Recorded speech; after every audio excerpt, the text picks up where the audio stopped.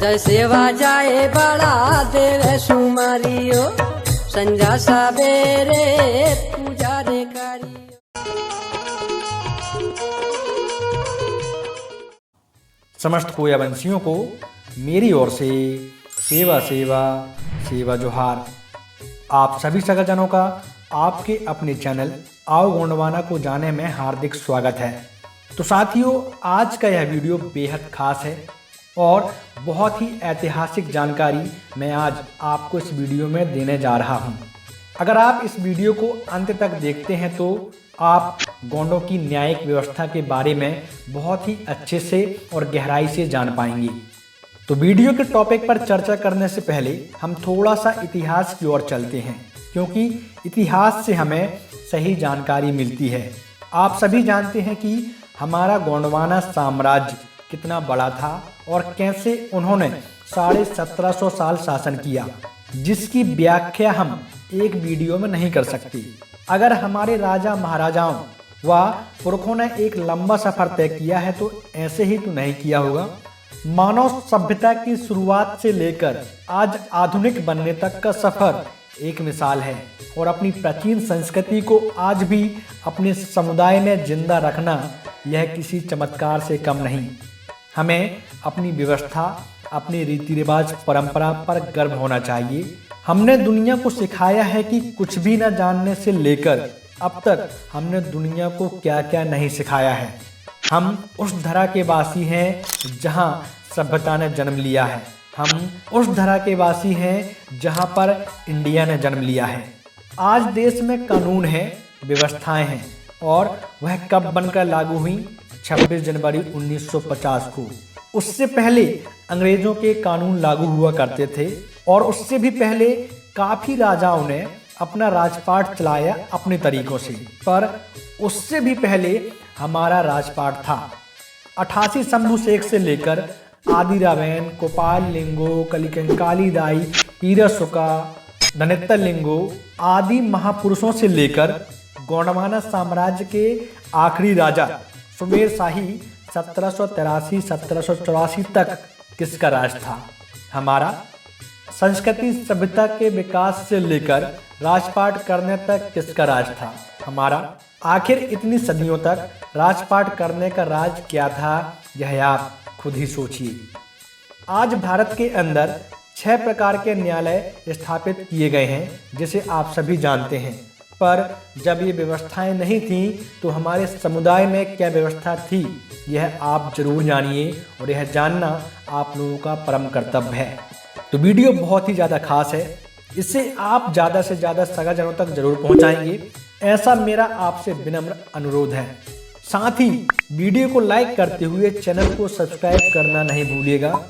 आपको यहाँ इस चैनल में धर्म, भाषा, संस्कृति, इतिहास से संबंधित जानकारियाँ हमेशा मिलती रहेंगी।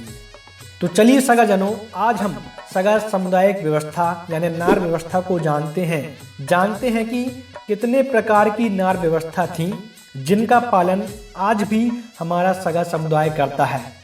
तो इन व्यवस्थाओं में जो पहली व्यवस्था थी वह थी नार सियान गढ़ यानी गांव की व्यवस्था, जिसे आज हम ग्राम पंचायत कहते हैं। गांव के अंदर गांव में निवास करने वाले गोंड समुदाय के 5 सगाजनों की कमेटी, जो ग्रामवासियों की सामाजिक, पुनैमी, संपत्ति व किसी भी तरह के मामलों पर विचार कर दोनों पक्षों की रजामंदी से निपटारा करती हैं और यह व्यवस्था आज भी कायम है। यह तो हो गया गांव की व्यवस्था पर कुछ मामले ऐसे होते थे जो गांव के लोग नहीं निपटा पाते थे। तब उस समस्या के निपटारे के लिए भी एक व्यवस्था थी, पारड नर डियान गढ़ यानी मुंडेदार पंचायत। मुंडेदार पंचायत यानी 12 ग्रामों के पंचों की संयुक्त कमेटी, जो उन मामलों का निपटारा करती है जो किसी गांव पंचायत द्वारा निपटारा हेतु उनको सुपुर्द किया जाता था। कभी कभी ऐसे मामले भी आते थे कि 12 गांवों के पंच मिलकर भी उस समस्या का निदान नहीं कर पाते थे। तब उसके लिए भी एक व्यवस्था थी, जिसे गढ़ा सियान गढ़ यानी गढ़ा पंचायत कहा जाता था। गढ़ पंचायत यानी 40 गांवों के पंचों की संयुक्त कमेटी जो उन मामलों का निपटारा करती थी जो मुंडेदार पंचायत के द्वारा उनको सुपुर्द की जाती थी। और गढ़ा में एक राजा की व्यवस्था भी होती थी।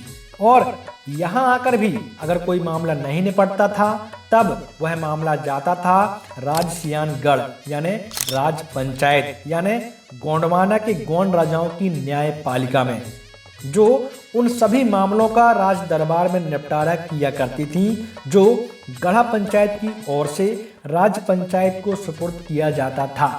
यानी कहने का आशय है कि नारसियान यानी ग्राम पंचायत में जो मामला नहीं निपटता वह पहुंचता था पारड नरडियानगढ़ यानी मुंडेदार पंचायत, और जो मामला मुंडेदार पंचायत में नहीं निपटता वह जाता था गढ़सियानगढ़ यानी गढ़ा पंचायत।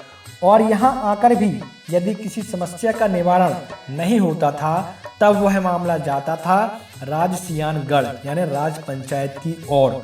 यानी कहने का आशय है कि समस्या किसी भी तरह की हो उसका निपटारा, उस समस्या का समाधान जरूर होता था।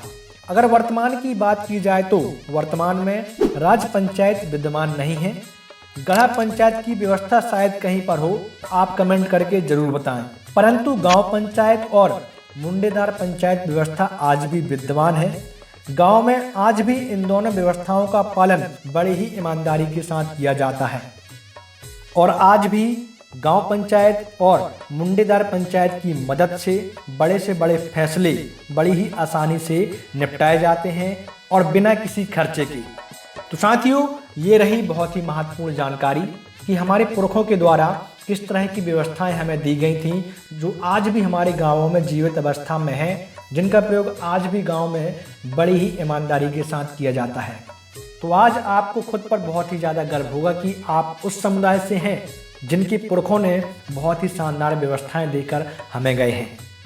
आशा करता हूं कि यह वीडियो की जानकारी आपको पसंद आएगी। तो साथियों, आज के वीडियो में बस इतना ही। मिलते हैं फिर अगले वीडियो में एक नई जानकारी के साथ। तब तक के लिए आप सभी को सेवा सेवा सेवा जोहार।